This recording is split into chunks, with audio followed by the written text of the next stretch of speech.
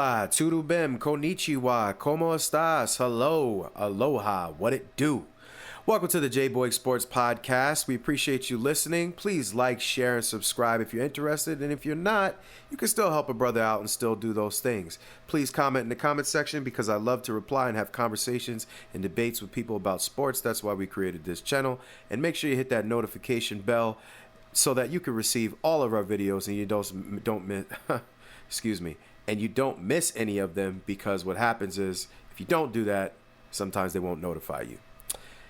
The Pacers just kicked the ever-living whatever out of the Cleveland Cavaliers, man. It was a straight-up B to B. And when we say B to B over here, we mean belt to butt cheeks. That is exactly what happened. It was a travesty. This game was not close, and there was just no rhyme or reason to the beatdown. It was just an absolute beatdown. At one point, they were down by 40-something points. They ultimately ended up losing the game, mercifully, actually. I think I'm glad it was over at a certain point. 129 to 109. So the Pacers had 109 points. The Cavaliers had 109. And you know what's really crazy about this game? There was a certain point in the game where I was looking at it, and I said to myself, okay, there was some type of a dust-up between Hunter and Benedict Mathurin. You know Benedict Mathurin, the man with the oldest name in the NBA? So Benedict, does some little cheap shot at Hunter. I didn't think it was that big of a deal, but Hunter, bent over yo, he just punched me. Unless he has, some type of an ability to do the Bruce Lee one-inch punch, I really don't know why it was that big of a deal, but I mean, I know why he was mad as far as Hunter, but he bent over like he just hit him with a full Mike Tyson joint. But that's not what happened. So basically, Benedict Mathurin tries to back up like he didn't do anything, and then Hunter shoves him with his whole force to the ground. And then Miles Turner runs over and pushes Hunter, and then it starts being a thing. Ultimately, Benedict Mathurin, they caught him. For once, they actually caught the first guy. They kicked him out the game and just gave Hunter a flagrant. And I thought the game was around that time 31 to 15 or something like that. Pacers were already up 15, but I'm thinking, okay, this is a little bit of a battle. This is going to pick it up. The Cavaliers are going to take off from here. Hunter's going to pick up his game. Now we're about to have a real ball game. Because I personally picked this series to go 7. Wrong. Woo! It just got worse. At some point, they went on a 19-2 run and went up by 40, maybe even 50 points at one point. It was really disgusting. And if you look at the box score, Evan Mobley had 10 points. He was 3 for 7. Jared Allen only had 2 points, and that was from the free throw line. He only had 2 boards. Darius Garland had 21 points, but it was really garbage time points. It didn't matter. He was 8 for 8 from the free throw line, but it didn't matter. He also had 6 assists, but he had 3 turnovers. Donovan Mitch, I'm really disappointed in Donovan Mitch. He was 3 for 11 from the field. He only played 20 minutes. Most of the starters, the longest starter was Garland at 27 and Mobley. But their starters didn't play more than 20-something minutes. Mitchell had 12 points, 5 for 6 on the free throw line, nothing else. No rebounds, no dimes, 1 block, 1 steal. Max Strus had 11 points. He was 4 for 9 from the field, 3 for 7 from 3, 6 rebounds, 3 assists. But off the bench, you would think Hunter picked it up after that. Nothing. 5 points. 0 for 4 from the field. All from the free throw line.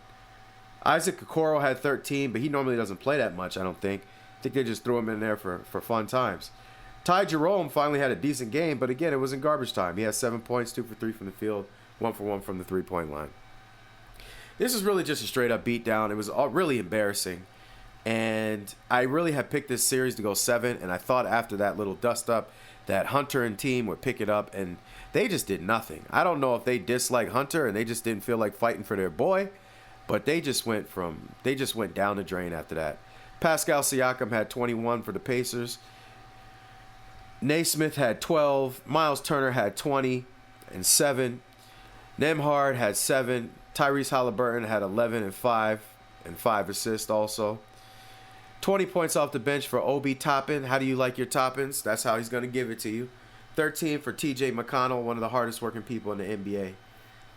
So, essentially, they just beat the brakes off of him. Oh, Ben Shepherd. I don't even know who Ben Shepherd is. I'm going to be honest with you. I don't even know who that guy is. But he had 14 points off the bench as well. This was just an old school beatdown of one team working harder than the other. And you got to give the Pacers credit. Like I already told y'all, if you've been listening to my videos, if you haven't been listening to my videos, I've been following the playoffs from day one. And I've been saying about the Pacers, they just play at a high level. They have a high motor. Their defense has been excellent. That's what's really surprising. It's because I didn't expect them to have this level of defense. But their defense has been tough. It's not just Miles Turner. They're all playing defense. And they're attacking you in waves, man. They have so many guys that can get buckets, and they all play for each other. Halliburton may be their best player. He may be the engine that makes it go. But he's not like these new age point guards. He's not Steph. He's not SGA, Luka. He's more like a Magic Johnson type. And you got to give this guy credit, man. He's the modern day Drake. He's just running people over, and he's light skinned as can be, and he's taking no apologies. But he's tough. He's a great competitor. Even Giannis said it. He's a great competitor. He's running people over out there. So he runs the ship. He's getting people the ball. They're all moving it. You got 1, 2, 3, 4, 5, 6, 7 guys in double figures. And that's dang near every night for the Pacers. How do you stop a team where you don't know where it's coming from? That's what's proving to be very difficult for their opponents. So if I had to make a prediction as of right now, I think this series is pretty much over, man. I have to say, after watching that was just disgusting. I don't know how you come back from that. And I know they got one more game, and I know they're the higher seed, but they just took their hearts, man. It was bad. It was really bad. And there was no coming back. I just saw it getting worse and worse and worse and worse and worse. It was really, really bad. So I predict that the Pacers are going to shut this thing down in Cleveland the next time that they play, which I believe is, let me double check here. I believe it's on Tuesday. But I think that's going to be the final game. It's a wrap. They're done. Pack them up, ship them off. They're done.